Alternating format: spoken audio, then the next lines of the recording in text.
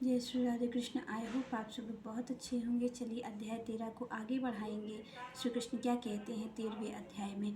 तो यहाँ पर श्री कृष्ण बता रहे हैं अर्जुन को कि कार्य क्षेत्र क्या होता है, किस तरीके से ये शरीर बना हुआ है। इस पर श्री भगवान चर्चा कर रहे हैं, इस पर श्री कृष्ण चर्चा कर रहे हैं कि कार्य क्षेत्र क्या होता है। तो श्री कृष्ण कहते हैं महाभूतानि अहंकारा बुद्धि अव्यक्तम एव च इंद्रियाणि दश एकम च पंच च वे इंद्रियगोचरा इच्छा द्वेष सुखम दुखम संगात चेतना धृति एतत् क्षेत्रम समासेन सविकारम उदाहतम।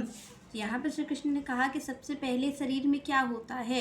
तो यहाँ पर श्री कृष्ण बता रहे हैं अर्जुन को कि कार्य क्षेत्र किन चीज़ों से बना है। तो यहाँ पर श्री कृष्ण सबसे पहले कह रहे हैं पंच महाभूत। पंच महाभूत से ये शरीर बना है। पंच महाभूत कौन कौन से हैं। तो यहाँ पर पंच महाभूत आप और हम सब जानते हैं कि जल अग्नि वायु आकाश।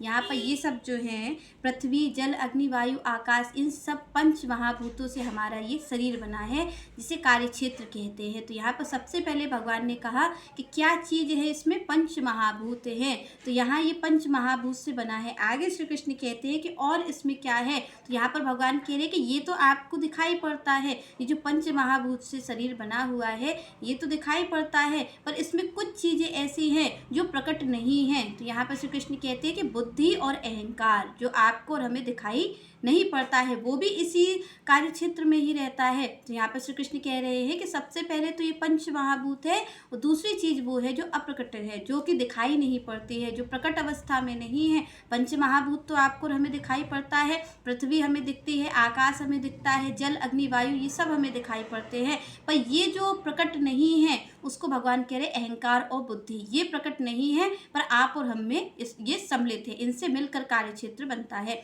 आगे श्री कृष्ण कहते हैं कि और क्या होता है। तो आगे क्या है, 10 इंद्रियां। यहाँ पर 10 इंद्रियां हैं, ये 10 इंद्रियां मिलकर के कार्य करती है। तो 10 इंद्रियां कौन सी है। तो 5 ज्ञानेंद्रियां हैं और 5 कर्मेंद्रियां हैं। तो यहाँ पर 5 ज्ञानेंद्रियों से और 5 कर्मेंद्रियों से मिलकर के ये कार्य होता है। तो इसके ऊपर मन रहता है, ये 5 कर्मेंद्रियों से और 5 ज्ञानेंद्रियों से ऊपर मन रहता है। तो आपको हमें पता है ज्ञानेंद्रिय क्या होती हैं, आँख नाक कान त्वचा, ये सब जो है ये ज्ञानेंद्रियां हैं। और कर्मेंद्रिया क्या है, हाथ पांव लिंग, ये सब जो है ये कर्मेंद्रियां हैं। तो ये जो 5 ज्ञानेंद्रियां हैं और 5 कर्मेंद्रियां हैं, इनसे ऊपर मन रहता है। और मन की क्या अवस्था है।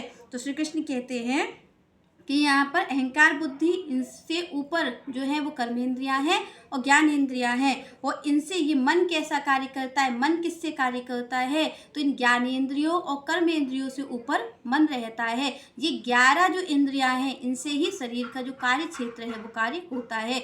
कौन कौन से, 5 कर्मेंद्रियां और 5 ज्ञानेंद्रियां, वो इनसे ऊपर जो सबसे बड़ी इंद्रिय वो है मन। तो यहाँ पर मन के क्या क्या विषय हैं, इस पर भी श्री कृष्ण कहते हैं कि मन के क्या क्या विषय है। तो इंद्र विषय क्या क्या होते हैं। तो यहाँ पर भगवान ने कहा इच्छा, जो इच्छा है वो इंद्र विषय है। आप और हम इच्छा ही तो करते हैं, कामना ही तो करते हैं। तो यहाँ पर भगवान ने कहा इच्छा द्वेष सुख दुख ये जो हैं ये इंद्र के विषय हैं। जो मन ये जो रस लेता है वो इसी से ही तो लेता है। कभी वो सुखी आपको और हमें कर देता है, कभी हमें सुखी अनुभव होने लग जाता है, कभी हमें दुख का अनुभव होने लग जाता है, कभी हम किसी से इच्छा करते हैं, कभी से द्वेष करने लग जाते हैं।